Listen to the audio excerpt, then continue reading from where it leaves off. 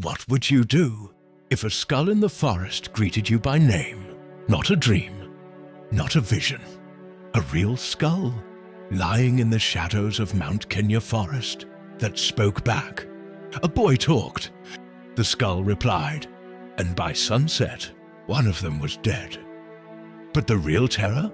It wasn't in the forest. It was in what the boy said, the talking skull. Welcome to Eagle Speed from Mount Kenya, where ancient tales are brought to life, stories carved in bone, whispered through trees, and soaked in the heartbeat of the African soil. Today's story is one you'll never forget. A chilling tale from the depths of Mount Kenya forest, where not every voice comes from the living. Let me take you back to a forgotten time. In a quiet village at the foot of Mount Kenya, there lived a boy named Kefa, restless, curious, and known for one thing. He talked too much. He told tales no one asked for. He spoke even when silence was wiser. But one day, his mouth led him into a place where even the trees listened. One afternoon, Kefa wandered deep into Mount Kenya forest in search of wild honey. But he found something else. He tripped over something. He bent down. It was a human skull. And then, "Hello, young one." Kefa froze. Who are you?" One who spoke too much. Terrified, Kefa ran all the way home, his heart pounding like a drum.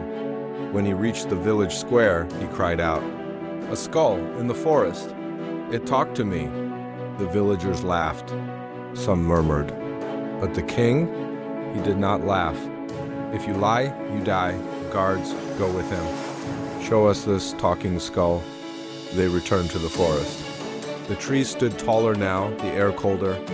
Kefa pointed. "There, that's the skull. Watch, it will speak." Kefa pleaded again. "Please, speak." But the skull said nothing. The guards turned grim. Their orders were clear. Kefa was no more. The skull turned toward Kefa's lifeless head and whispered, "I was also killed because of my mouth.